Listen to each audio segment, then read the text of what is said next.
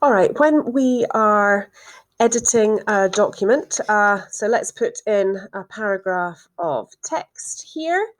We'll just put the one paragraph in and get that random text. Okay, sometimes we want to insert an image into this.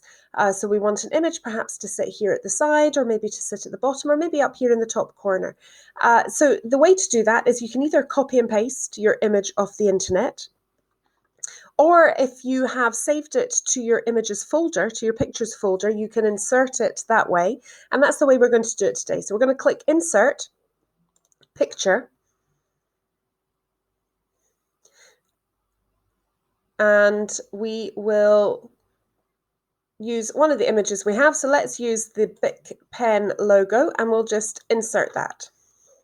So it pops it in down here at the bottom of the paragraph, and you can see at the minute I can't move it. So I want to alter how it looks. Now, when I click on the picture, the format ribbon opens up here, my Picture Tools format ribbon. And the thing we're going to use that's going to be most important and useful is this text wrapping option. So if I click text wrapping, we have different options for how the text looks.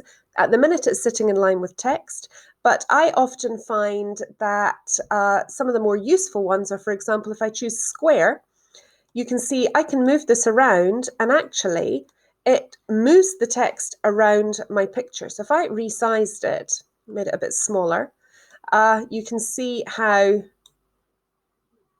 it can be placed within the middle of a paragraph, and the text just kind of goes around it. If I choose top and bottom, if I put it into the middle, you can see that what it does is it doesn't have the text going either side of it, it just makes the text go top and bottom of it. Or the one that I quite like and use quite often is in front of text, because what this allows me to do is put it, for example, in the top corner of the page, and it doesn't change, it doesn't affect the text because it's kind of layered. It's like it's an object sitting on top. So I can place it often in here, or if it was on a front cover, for example, you could place it and it wouldn't alter where your text is on the page.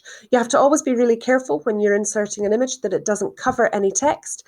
And I would recommend that if you're resizing your image, that you resize it from one of the corners, and that means that you keep the proportions correct. One of the other things you might want to do within your document in order to enhance it is you might want to insert a page border. So in order to do this, what we would do is you click on the page layout ribbon, and you can see here in the page background, we've got an option of page borders. Now, if I click on that, our menu pops up, and at the minute, the default setting is none.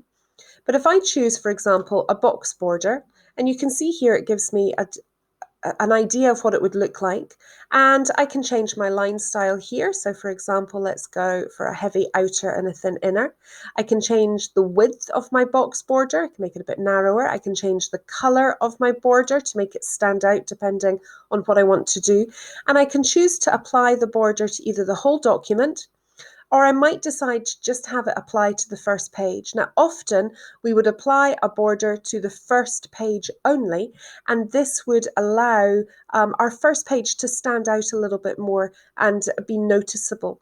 So let's choose that option, first page only. And if I click OK, and if I scroll up, and here on my first page, where we put our heading from earlier, there is my page border. So if I zoom out, you can see I've got my document. I have my main heading here that's enhanced and standing out. I have my page border. I have a page break in here, which brings my subheading and text onto a separate page.